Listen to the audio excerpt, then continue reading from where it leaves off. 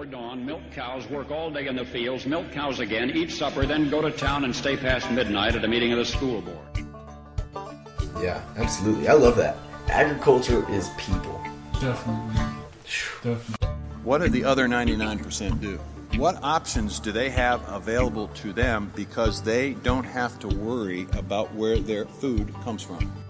Low prices squeezed essentially every farmer in America, but you farmers did what you always do.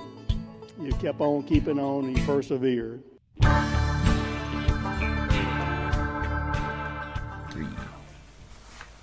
And welcome to Four Corner Ag Podcast. I'm your host, Caleb Wirtz. I'm joined today with Maverick Lighty. He's in person today. Hopefully we don't have any technical difficulties sitting 6 feet away from each other here with our headsets on like we did last week, but I think I'm pretty excited for this episode. Maverick, how are you feeling? Yeah, I'm feeling great. I'm back, and sorry about what happened last time, but, situations are situations. And the service seems to be much, much better in the office this time. Oh, man, that's funny. Yeah, again, we apologize for a little bit of lack of connection there in the last episode, guys. But I think that you were still hopefully you were able to still get something good out of it. And today, this episode is extra special because it is Friday of National FFA Week when you're hopefully listening to this. We have someone very, very special on here. Maverick, who do we have on? We have the National FFA President, Doster Harper, my friends. How cool is that? We have had some awesome guests on the podcast, but this definitely has to be either the number one or number two spot. So I'm pretty excited right here. And hey, I'll actually be able to talk this podcast, so that'll be pretty nice. Oh man, yeah, I'm excited, Mav. I think that usually we focus on, the diversity of agriculture in Colorado, and I think that we'll be able to hit a little bit on that today too, but I really want to focus, with it being National FFA Week, on what FFA has to offer, what you as members and other listeners can do to take advantage of those things, and really just get involved. And hopefully you spent this week being involved, and now, continuing on through this year, we can be even more involved and really have the opportunity to make some good memories and gain good experience in the agriculture field. Now, we're going to go ahead and bring Doster on here. Doster, how are you today? Tell us a little bit about yourself.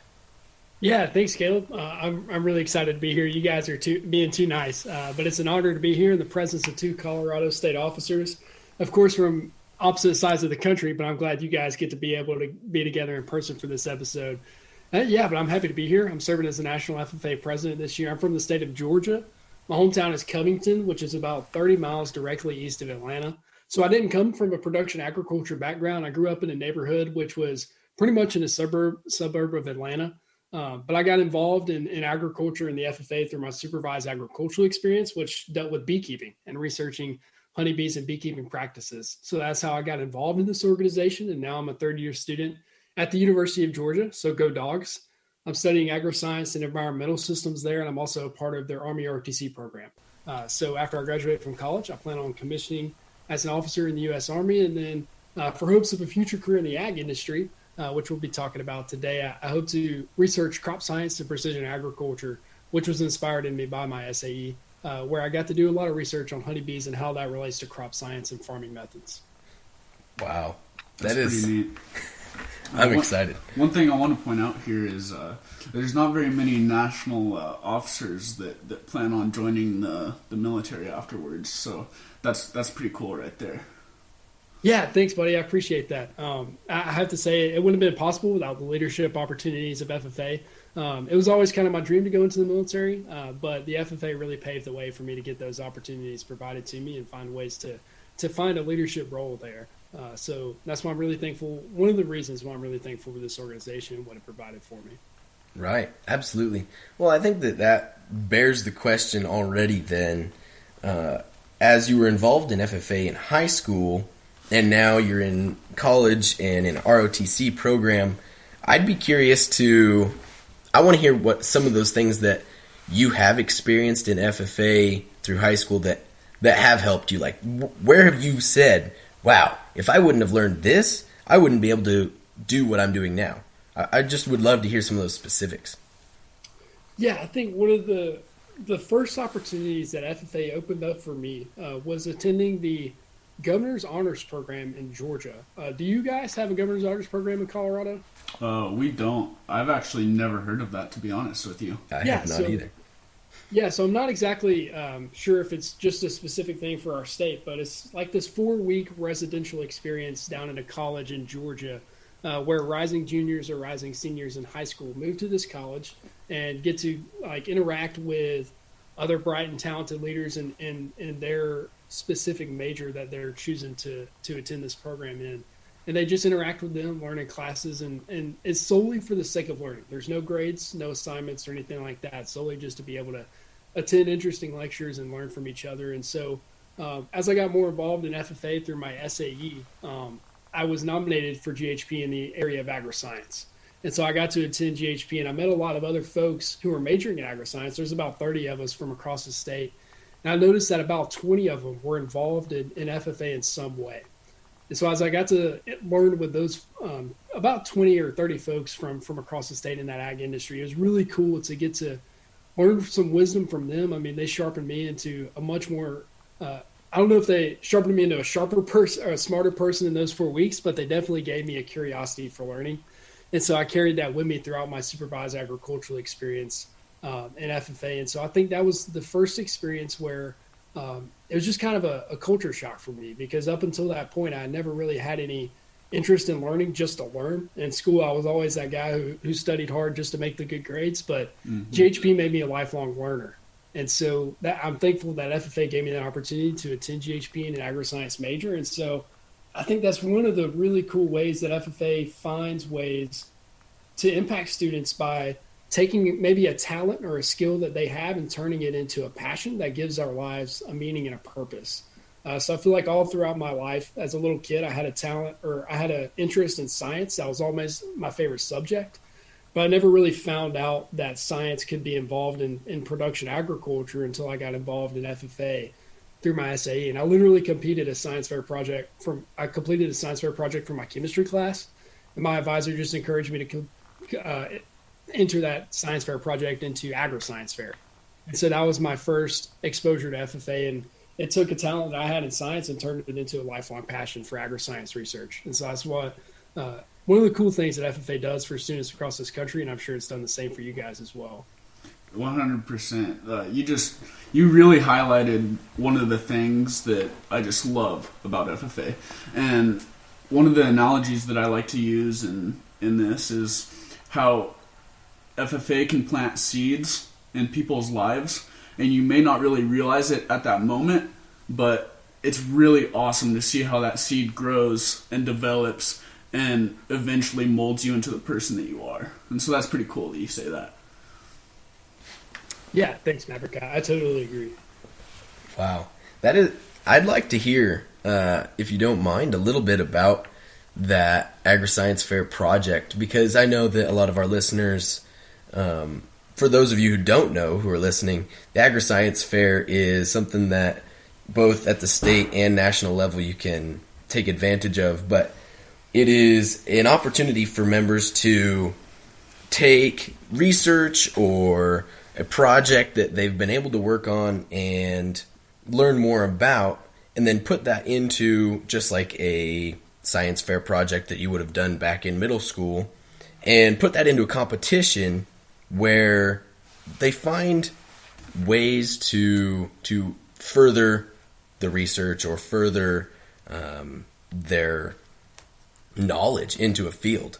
And so that Agri-Science Fair is a really, really good opportunity, and I think that I would be really, really interested to hear what all went into your project and kind of some of the specifics about it, because I love science, so I want to hear about it.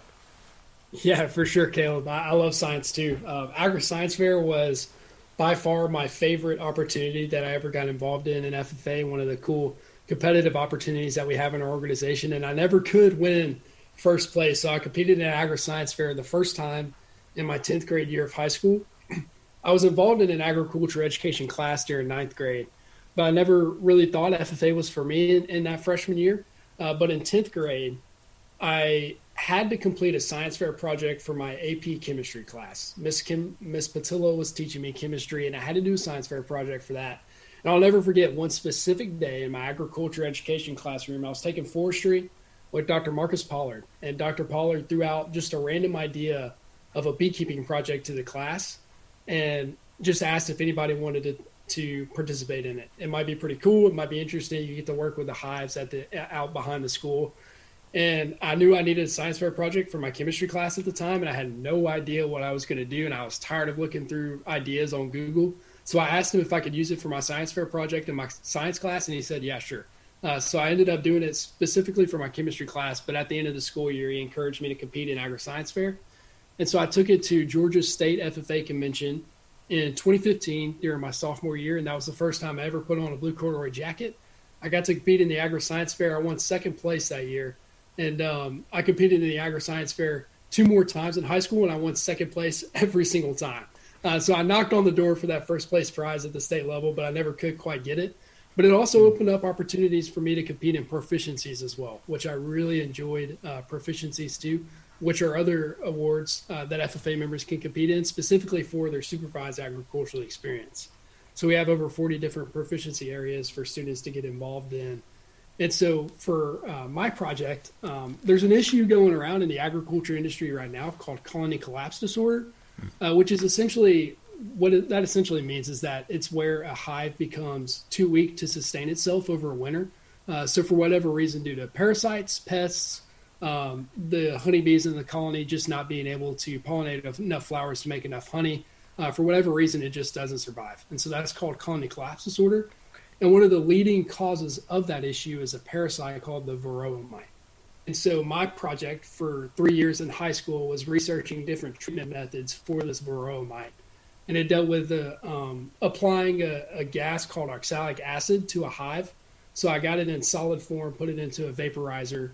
It sublimated into a gas, and it was eradicated these varroa mites, but it had no effect on the bees at all. And so I got to research the different treatment methods of that oxalic acid, and I got to compete in agri-science fair with that and proficiencies. And so that was one of the things that I certainly enjoyed the most in our organization for sure. You know, I hear like a lot about like, you know, you go into a science fair and you have like the volcano that, you know, you pour vinegar and baking soda in and it explodes, and it's just like super generic, right? Like there's just like a lot of really generic projects out there that you do for agri-science or for science fairs, but man, that is such an original one. That is so cool. Yeah, I appreciate that. It was pretty unique.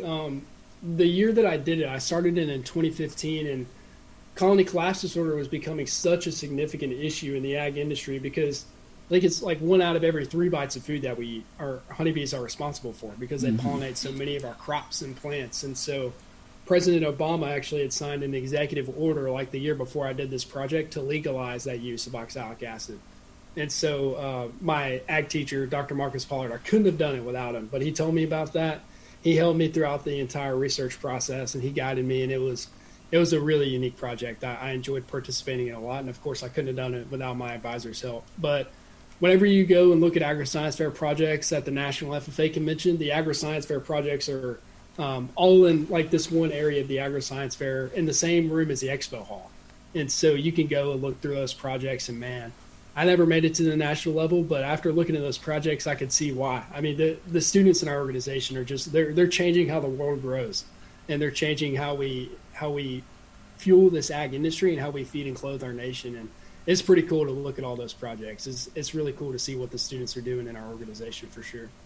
Yeah, I can vouch for that. It's one of my favorite things to do at convention is walk around the expo and then go through all of the agri-science fair projects, because some of them honestly are mind-boggling. Even I won't ever claim to be the most understanding or smart person in this world, but they just really dumbfound my mind because some of them are that over my head. I just am always amazed whenever I get to walk through there. And your science fair project though it never made it to the national level, really still is doing that now as I'm listening. And I want to know, unless you have something else, Maverick, I want to kind of know what a day in a beekeeper's life kind of looks like, because that's something I have zero experience with, and I would just be curious to hear about that. Let's hear it. Yeah, for sure. That's one thing I had absolutely zero experience with either whenever Dr. Pollard threw that idea out. But it seemed pretty cool to me, so I tried it. And the cool thing about beekeeping, the interesting thing about it is that the beekeeper really isn't responsible for any of the work. The honeybees do all the work. They make all the honey.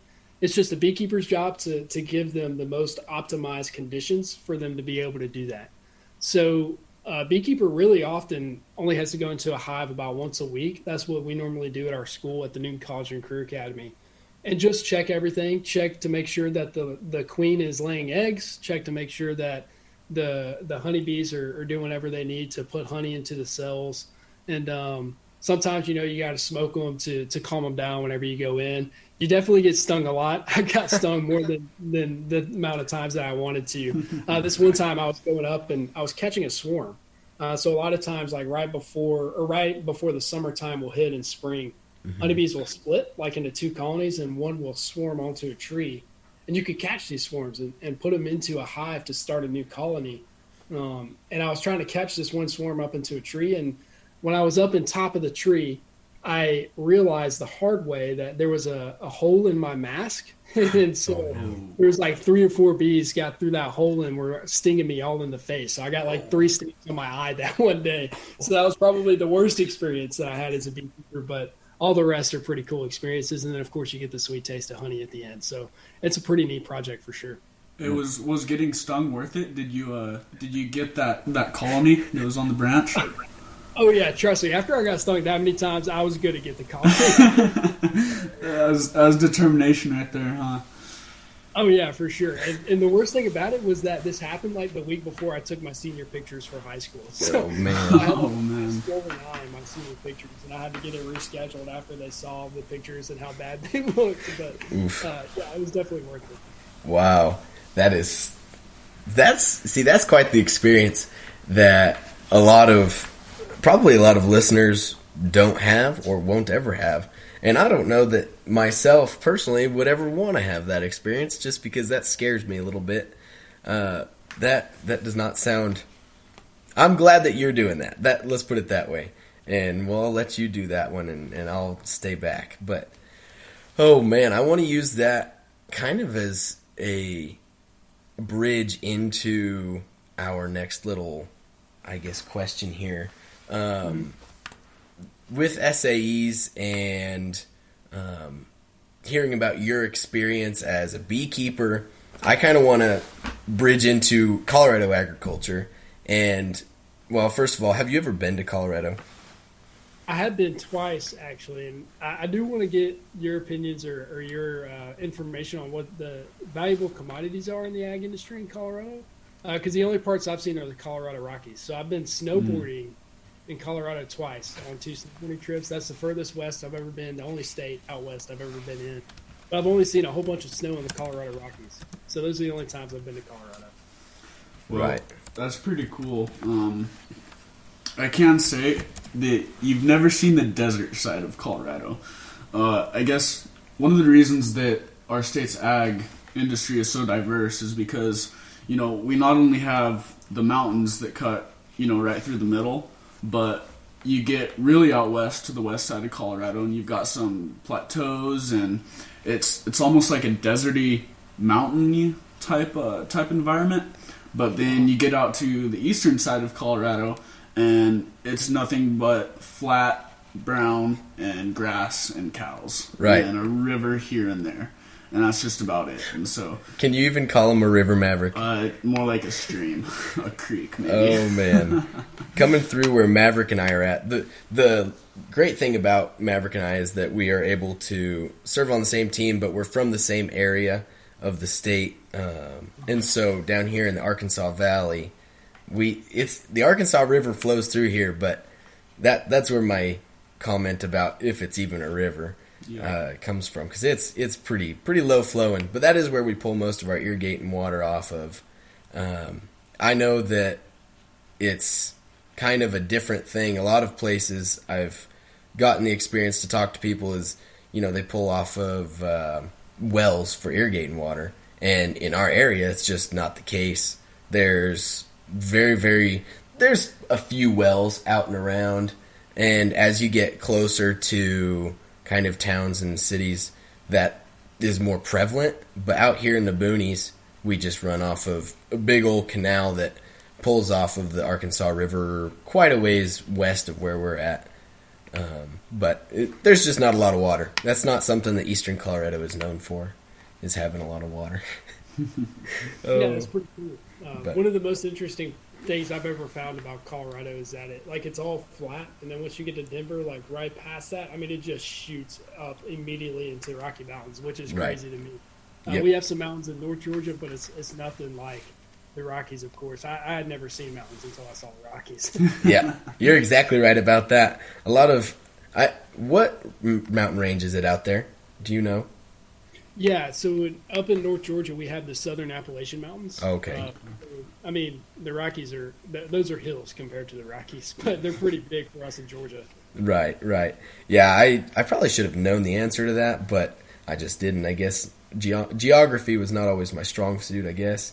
But I have some experience. I drove through the Smoky Mountains whenever I was in middle school or something like that, and I remember them. There was lots of signs and everything saying, mountain roads, be careful. And my brothers and I were driving through. My oldest brother was driving. He was graduated by the time I was that age, but he was driving through, and all of us were in there, and we were kind of, this is, I guess, some hills, and it was a different experience. But I do understand that there's a big difference between the Rockies and mountains on other areas of the United States, and so it is different. It is probably a weird experience to come up on and see that. So I can imagine that.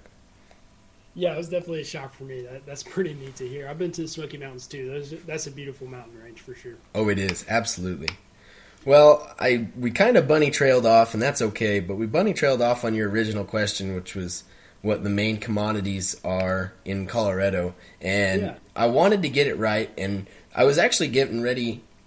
My first three that I was going to list off to you, which I had originally thought were the correct commodities, were cattle, corn, and, believe it or not, by commerce, by money, it was marijuana.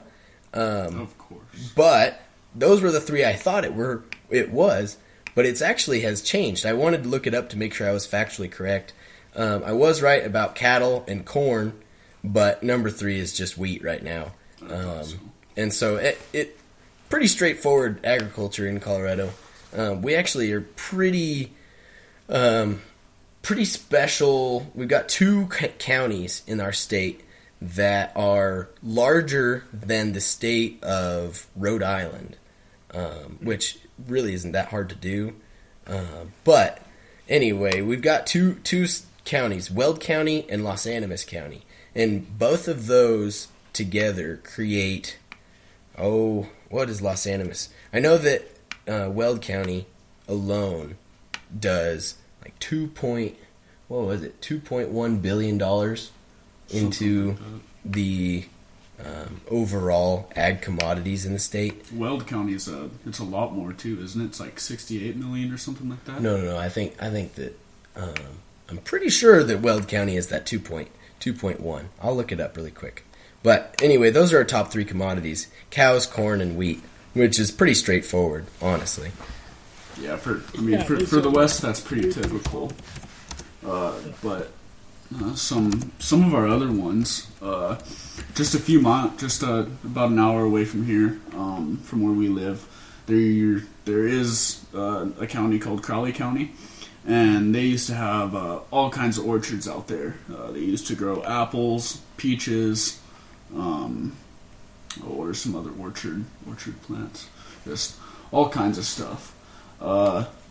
Alfalfa is a huge crop down here. You got to feed the cattle, Got to feed the sheep. We actually grow some of the best alfalfa in the country. And I don't mean the country like this area. I mean the entire United States. Southeastern Colorado, really Eastern Plains, but southeastern Colorado more specifically, alfalfa is known for its ability to stay very, very green. Because the beauty of our kind of climate is that it's super duper dry, which is no secret, but at night it gets just dewy enough to keep the leaves on, and so it dries your hay real fast, and then at night you're able to bale it up in 3-4 days, and that makes for some of the greenest alfalfa that is in circulation in the United States. So it's pretty awesome. Yeah, that's cool to hear. I never would have thought, as Colorado being a forage-producing state like that, with a lot of alfalfa, but that's pretty cool. It is. It's pretty interesting. I'm trying to find... Yeah, here I've got some of these different little commodity numbers. I kind of feel bad for not knowing Weld counties. I actually went to school up in Weld County and farmed down here in pretty much the opposite end of Colorado. Weld County is the very north side, and Bent County is where I'm at, and it's almost the very, very south side of Colorado. And so it's very different, but I should have known that, and I don't. I guess I'll put that in the next episode. Make sure that we capitalize on that. But I'm pretty sure it was like $2.1 billion worth of commerce just from commodity production in that one county. What was that? Yeah, that's really impressive. What was that, Mav? Did you find it? Did you say 2.1 billion? I believe so. Holy cow! Yeah, that's. I think it's a lot of money, if I remember correctly. I saw a map once, and it listed like what each county contributed to the state's economy, but I can't find that map because that's just Google. Well, tell you what, Mav, you keep looking. Another one of the Colorado commodities that I want to highlight is Palisade peaches. Over on the west slope. And that's about a 6-7 hour drive for us. But those peaches, they are shipped all over the state. Our school does a fundraiser, and we get like 500 boxes of peaches, and man, they're just gone in a week. So if that says anything, you might not think of Colorado as a peach growing state like some of those eastern states, but we've got some places that peaches can taste pretty dang good. Yeah, I bet. For sure. Isn't Georgia known for growing peaches? Yeah, Georgia is the peach state. We aren't the number one state in peach production, but we are known as the peach state. So hey, best peaches, right? Good sweet peaches down in South Georgia. Do you have much experience with that production then? I don't know. I mean, I've been down in South Georgia before on some tours, and I've gone on some tours of peach farms, but I was never involved in peach production myself. Right. But man, they grow some good ones down there. I love, the peach farm trees. The peach tree farms are always really cool to see, and it's always. I mean, Peach State is all over our state. It's something we're pretty proud of down there. Right. Oh, and rightfully so. That's pretty interesting. Yeah, I didn't mean to put you on a spot thinking that you would have had all of this experience, growing peaches or whatever, because I know that you didn't originally come from that background. But I was a little bit curious. I guess, well, I promise that we're not blowing off the information from Weld County. I really am buckling down trying to find this too. And for now, we'll talk about something else, but we're going to find this, folks. We're going to find the information. I feel bad that we forgot, at least myself, that I forgot. But for now, I guess I'm going to give you kind of the soapbox there, Mr. Harper, and allow you to kind of talk about National FFA and kind of the stuff going on. I know that one of the big questions in our members' minds right now is, and it's probably, I don't know if it's touchy or anything, but is talking about the CEO and kind of what that is going to look like in the future.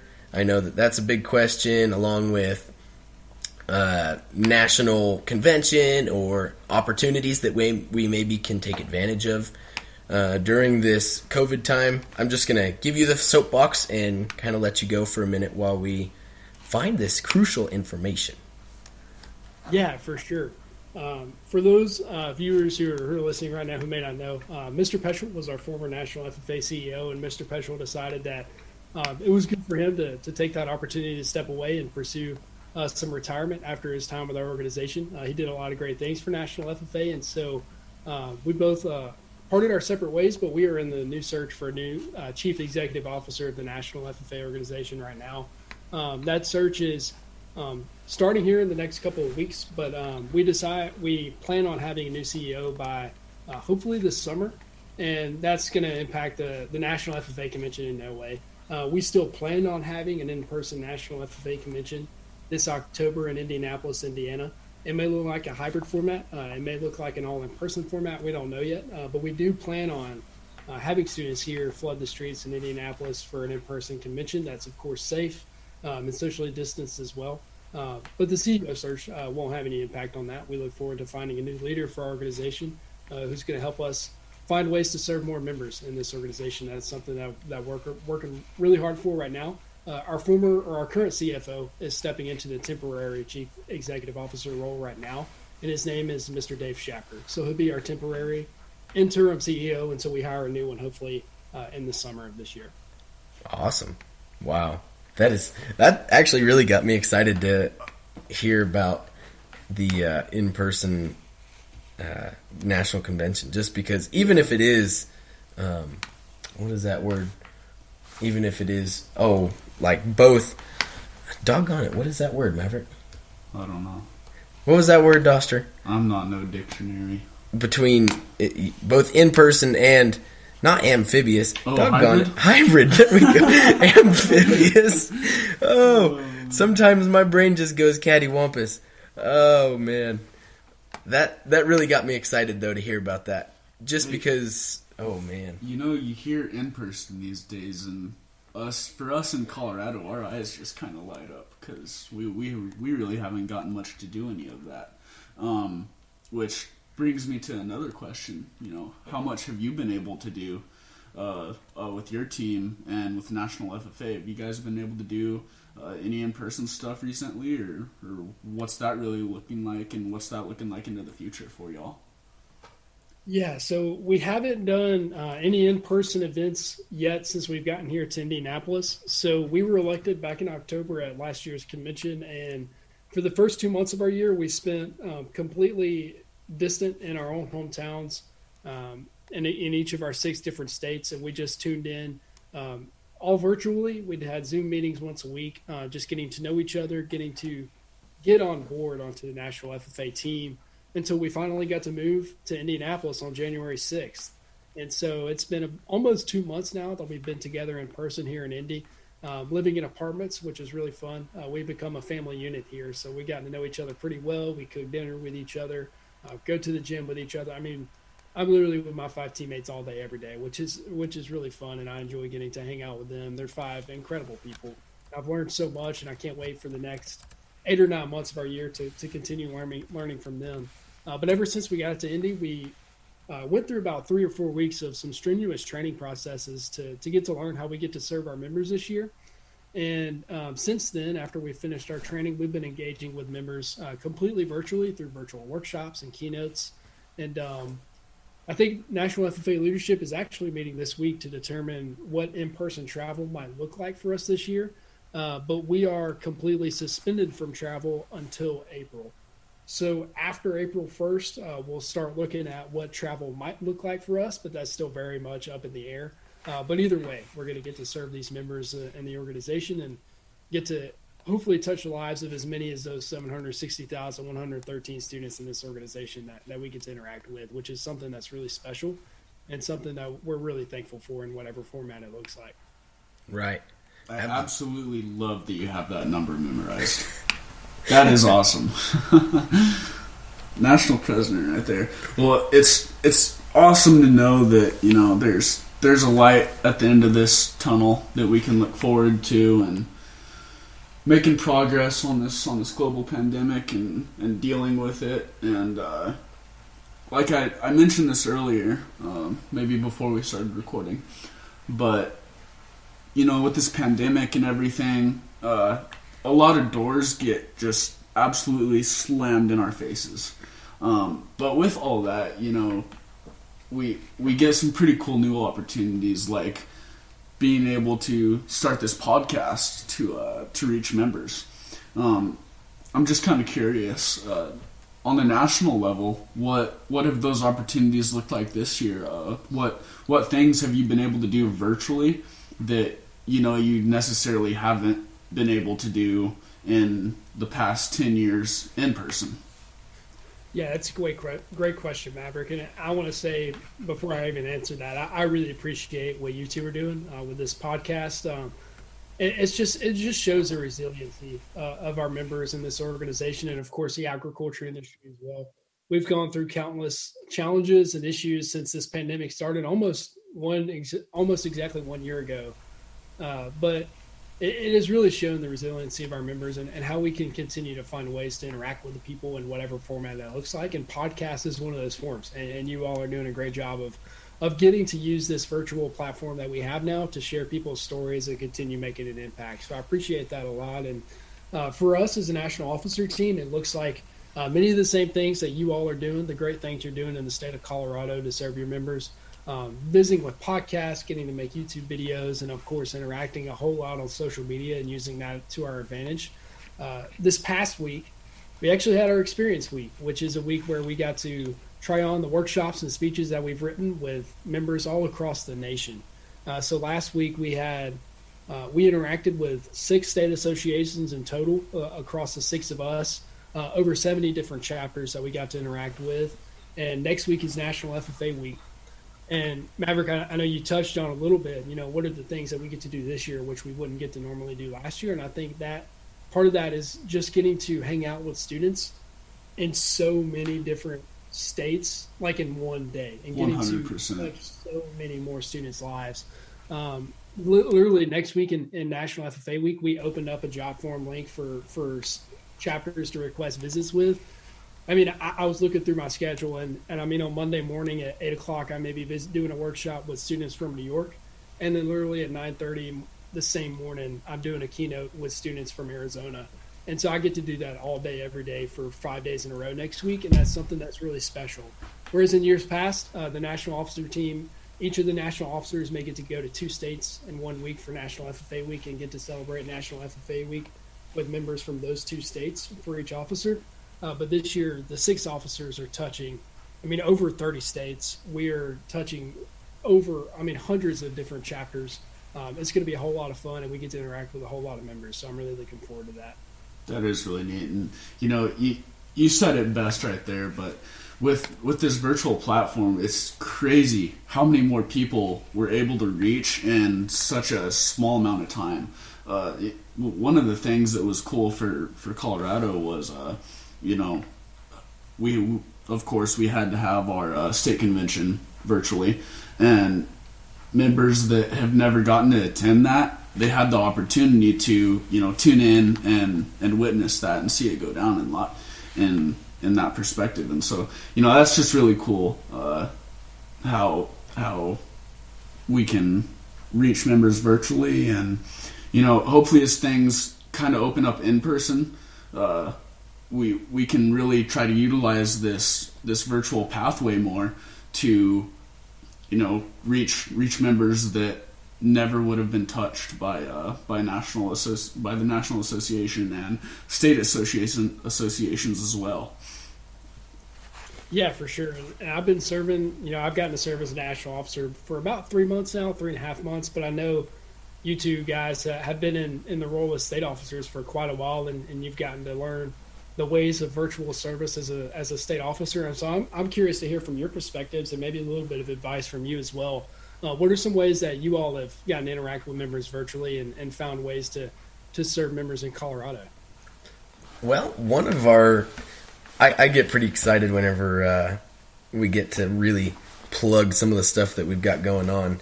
But one of the biggest ways that we've been able to do this or really impact our members this year was exactly like you said earlier, was through social media. And there's been some things that we haven't fully taken advantage of just because we haven't fully understood or been able to have the experience with them up until we've got a bunch of stuff actually kicking off this week in FFA week.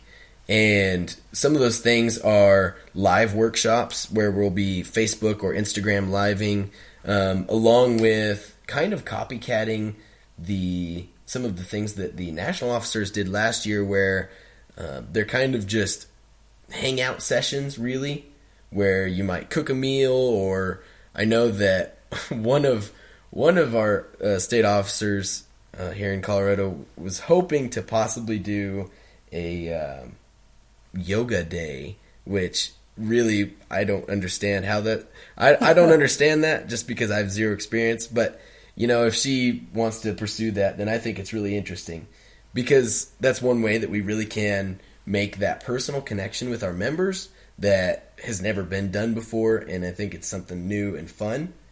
And honestly, apart from that, just getting to do online workshops, we've got lots of pre-recorded workshops that take you through one solid idea, one goal, and help you learn about leadership or whatever it may be in 30, 45-minute long workshops. And what that allows the members to do is really jump on whenever they have time, or whenever it's convenient, or allows advisors to just put on a workshop if they've got a slow day or something like that. It really just allows them to take advantage of the free time that is between classes or any time that they see fit. And so those virtual workshops are really awesome. I get to sit down and actually edit all of them and put them together. And I love it because it's super fun to see what my teammates have been able to put together and watch their just immense amounts of leadership abilities come to fruition in these awesome workshops that are pre-recorded. And so that's one of the biggest things that we've been able to do, is those pre-recorded workshops. And I love it. I think it's pretty awesome. Mav, what has been your experience, or I guess advice on doing those?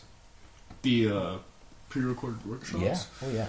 Well, it's quite interesting, and it's no great. It doesn't make up for everything that you can get to do in person, but there's things that touches on that you necessarily wouldn't be able to do in person as well. Like for example, our chapter visits for the 10 of us on our team, in a normal year, to do all of those in person, it would usually take about 3 months, whereas we can do all of our recordings in one day, then email those out to all of the advisors in our state. And the really cool thing about that is the accessibility of it. You have one day out of the entire year that a state officer is going to be at a school doing your chapter visit, whereas doing these pre-recorded things, if you miss a day or you're sick that day that the state officer is supposed to be at your school, then you can just go and watch that workshop online. The other really cool thing is that it makes a lot of time for other things, like more one-on-one connection, one-on-one doing things over Zoom with your chapter, where you take that 3 months and you size that down all into one day. Well, now what do we do with those 3 months?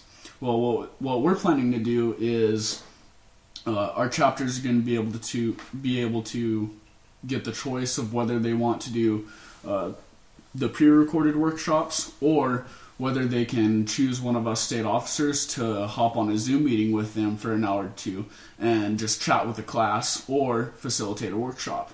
Or they can just do both. And so that's a really cool thing. It gives us time to reach members in new ways, and it gives us time to focus on everybody. Is really what it does. it's pretty cool. The positives definitely outweigh the negatives in this circumstance. That's pretty incredible. I completely agree. I appreciate you all for sharing that. I'm glad to hear that you're still getting to find those ways to serve this organization. That's really cool. And Caleb, I'm definitely going to have to tune into that yoga day for sure too. Oh, my yoga game is pretty weak, so I'm going to need some help in that area. Oh, I agree there. Oh man, yeah. I don't quite know what that's going to look like, but I know that it's something the ladies on our team really are actually. I've seen them sit down in Zoom meetings and plan it out quite a bit, so they seem pretty excited about it. I'll attend. I don't know that I'll turn my camera on or anything, but I'll attend. Oh, yes. Send me the Zoom link, give me the Facebook Live time, whatever it is. Right. Deal, yeah. No, I think it's going to be an interesting experience, but really that is a good example. However much it's easy to get down on ourselves in such a new experience in a different year as officers, both national and state, I think that it's important for us to really buckle down and focus on what we signed up for, what we're here for, and that's to impact members and be the face of agriculture to the nation, to the world. And when you buckle down and you allow yourself to put yourself in that mindset, I think that it really opens up new avenues for us to take advantage of things that we'd never considered before.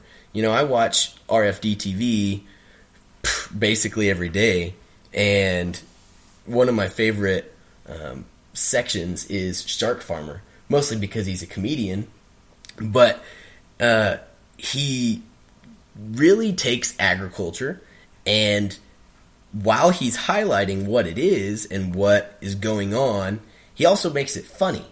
And so making it into a sort of a comedy time, it really opens up a whole new section of viewers to be exposed to that, to the agriculture experience. And so, you know, things like that are important for us to really sit down and keep our minds straight and understand what we're here for. And I don't know, I guess that's just how I'm feeling about it all, and I think it's important to consider. Yeah, I agree, and I think one of the things that we need to keep reminding ourselves of and really think about too is the fact that students and FFA members are doing things today that students and FFA members have literally never ever done before. Right. An 8th grader has never ever had to learn a math lesson from a teacher inside their bedroom before. Right. FFA members have never had to have virtual chapter meetings before.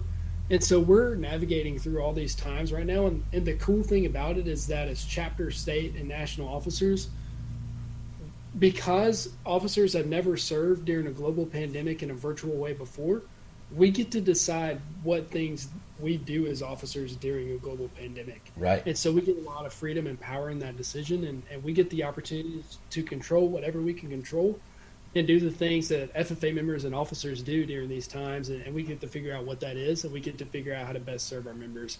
And so that's something I look forward to doing. That's something I look forward to learning from FFA members and officers across the nation and seeing what all they're doing to find ways to serve during the pandemic, because the last line of our motto says living to serve, and that hasn't changed since March of 2020. And so we're still living to serve. We're still finding ways to impact our communities, and that's something that really excites me a lot. Right. Absolutely. I think you hit the nail on the head right there. There's a lot of amazing things that our members are out there doing, and one of the things that we do as an association is highlight 3 members a month for both Green Hand recipients, their chapters, and then just overall SAE experiences. And being able to do that and highlight those three members a month has just been awesome, because it does exactly that. It highlights those members, allows them to, not that it's about the limelight, but it allows them to have a little bit of that limelight and gives them more encouragement to continue doing that last line, living to serve. And I just think it's a great opportunity to just live that out. I agree 100%. Yeah. Well, I'm going to, we're going to kind of start tapering off here. We're coming up to the end of our episode. But I really want to, just one last time, kind of give you a soapbox again and see if you've got any encouragements or last words for our members on here. Because I know that in the position you're in, you're able to impact a lot of lives, a lot of members, and people look up to you in the position you're in. And so I'm just going to give you the soapbox here and let you talk for a couple minutes. I appreciate that, Caleb. I really feel like I'm getting all my motivation and encouragement from FFA members across the country. I'm not the smartest person in the world. I've never gotten everything right by any means necessary. Right, preach that. But the cool thing about it is that I get to hang out with the members who do get a lot of things right and who will make the future agriculture industry as productive and successful as it will be. Mm-hmm. I feel like a lot of times we lose touch of the power that we have as leaders of the industry that literally feeds and clothes the world. The members in this organization and the folks wearing these jackets are the future leaders of the industry that determines how successful and how prosperous we are as a country. And even though we're living through a pandemic right now, we are still called, we still have that high calling to step up as the next generation of leaders who are going to change this world. And as our vision of our organization states, we are providing next generation of leaders, and we're still working hard to do that. And so for me, I really feel like the way that we keep our focus moving forward throughout these times is just focusing on what we can control. I've been there in those challenging times since last March where it's felt like we've lost control, and it's felt like there's nothing that we can do to make a difference because so many things keep on being thrown at us. But I found through my experiences and through talking with other members that as we focus on what we control and control the things that we can control to the best of our potential, that those controllables increase, and that increases the magnitude of the things that we do in our communities. And so that allows us to magnify that impact that we have on others. So as we just control the controllables, focus on what we can do to make those controllables the best thing that we can, that with our power of what we have to do, and just focus on the responsibility that we have to feed and clothe this world in the future. I believe in this organization. I believe in the members in it, and we're going to do a great job to make this country successful in the future. So thank you all for having me. I've enjoyed having these conversations, and I just love talking about FFA and agriculture. So thank you all for allowing me to nerd out about those two things for about an hour tonight and letting me culminate the National FFA Week in Colorado with you all on this podcast episode. It's been a pleasure for sure. That's awesome. Those are powerful words right there. Before we call this thing quits, I've got one question that I've just kind of been itching to ask you, and it's quite off topic, but how cold is it over there? Oh yeah, that's good. That's a good question. And are you talking about how cold is it in Indy? In Indy or Georgia, if you know both. It's way too cold for a Georgia boy for sure. It actually got down to -2 just this morning, which is the coldest I've ever experienced by a long shot. It's staying around the upper 50s to 60s in Georgia at home. And so when my parents tell me about that and they tell me about them going golfing in February down there in the South, I get really jealous.